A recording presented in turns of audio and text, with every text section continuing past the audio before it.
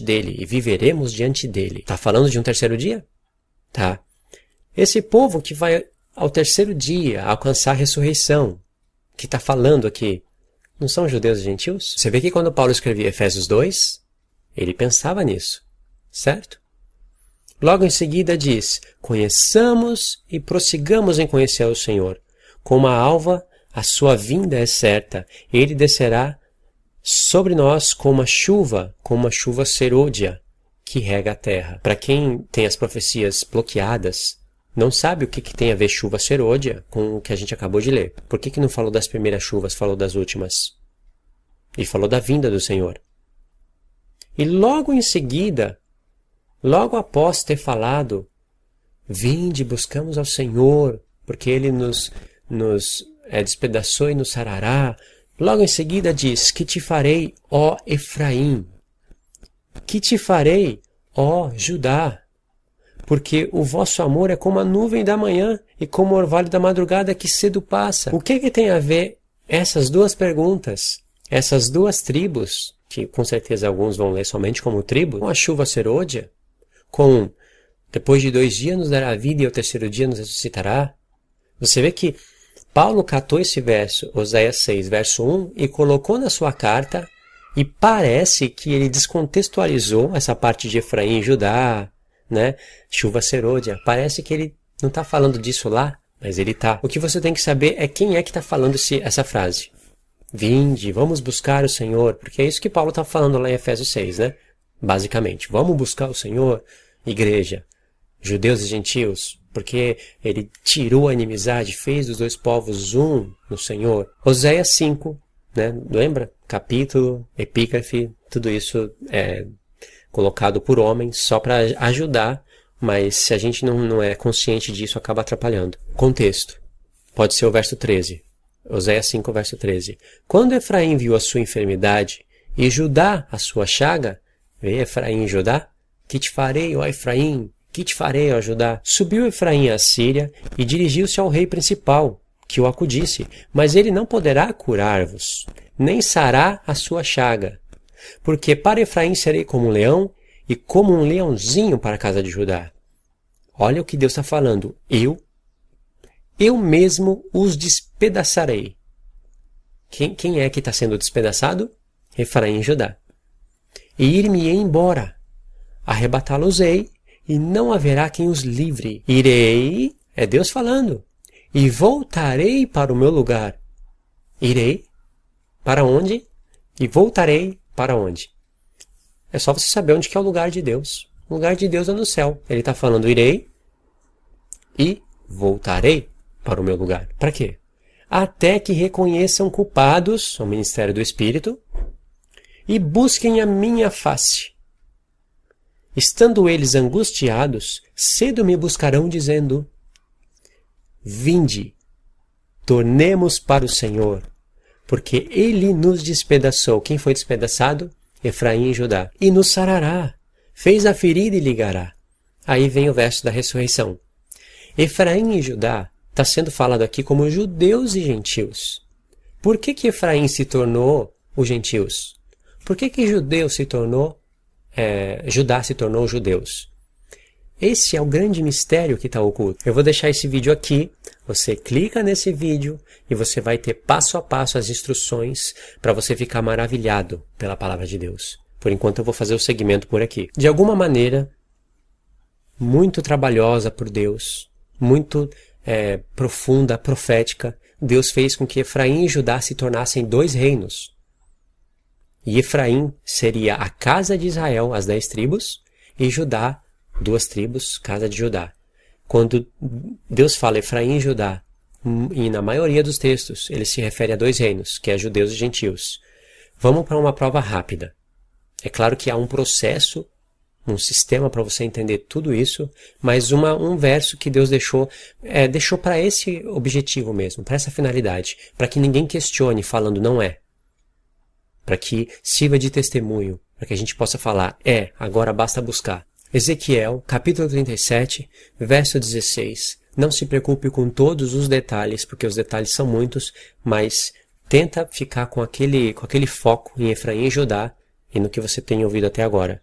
Tu, pois, ó filho do homem, toma um pedaço de madeira e escreve nele por Judá, e para os filhos de Israel, seus companheiros. Depois toma outro pedaço de madeira e escreve nele por José, pedaço de madeira de Efraim, e para toda a casa de Israel. José, Efraim, casa de Israel, seus companheiros. Ajunta um no outro. Uma união. Estava separado. Ajunta um no outro. Faze deles um só pedaço. E filho do homem. Ó, filho do homem. Deus poderia falar Ezequiel? Não, falou filho do homem. Para a gente se lembrar de alguém. Para que se torne apenas um na tua mão. Quando te falarem os filhos do teu povo dizendo, não nos revelará o que significa essas coisas? Aí quando a igreja perguntar, o que significa isso? Tu lhes dirá, é o que eu vou dizer para vocês agora. Assim diz o Senhor Deus, eis que tomarei o pedaço de madeira de José que esteve na mão de Efraim e das tribos de Israel, suas companheiras, e ajuntarei aos pedaços de Judá, e farei deles um só na mão, e se tornarão apenas um na minha mão. O pedaço de madeira que houveres escrito estarão na tua mão perante eles. Dize-lhes, pois, assim, isso é a explicação. Assim diz o Senhor Deus, eis que tomarei os filhos de Israel dentre as nações. Não está falando só de judeus. Para onde foram espalhados, e os congregarei de todas as partes, e os levarei para a sua própria terra, Canaã. Farei deles uma só nação na terra, nos montes de Israel, e um só será rei sobre todos eles, é Cristo. Nunca mais serão duas nações. Opa, Efraim e Judá, duas nações? Nunca mais, para o futuro, se dividirão em dois reinos. Efraim era um reino? Era. Deus, quando dividiu as 12 tribos, das 10 tribos, ele colocou um efraimita para dominar as 10 tribos, de maneira que quando fala Efraim, depois da divisão do reino, significa as 10 tribos, que Deus trabalhou para que se tornassem gentios. Link na descrição, aquele vídeo que apareceu na tela, é o mesmo vídeo, assista esse vídeo. Nunca mais se contaminarão com seus ídolos, nem com as suas abominações, nem com qualquer das suas transgressões. Livrá-los-ei de todas as suas apostasia em que pecaram e os purificarei. Assim eles serão o meu povo e eu serei o seu Deus. Judeus e gentios, aqui está falando. E o meu servo Davi reinará sobre eles. Por que está falando de Davi? Não é só porque lembrar Cristo. É mais coisas. Tem a ver com o tabernáculo caído de Davi. Mas eu creio que deu para entender que esse texto aqui de Ezequiel 37 está aparecendo em Efésios 2. Efraim e Judá são dois reinos que um dia se dividiu e Deus falou, eu vou unir, filho do homem, une eles, e eles nunca mais vão ser duas nações ou dois reinos. Isso, para quem não medita na palavra de Deus, hoje já seria um sinal. Tipo, você tem que se perguntar por que Efraim está sendo chamado de reino e Judá de reino. São tribos, por que está sendo chamado de reino? E por que estão sendo chamados de dois povos que vão se tornar um só? E por que isso está em Efésios 2? Para não dizer outras cartas de Paulo. Porque todas essas coisas estão relacionadas e Paulo tinha isso na mente. E esse é o mistério que ele fala que recebeu a respeito dos gentios e que ele falou, escrevi resumidamente. Porque não dá para explicar passo a passo tudo numa epístola. Ia virar 66 capítulos, por exemplo, ia virar o livro do profeta Isaías se ele fosse explicar tudo.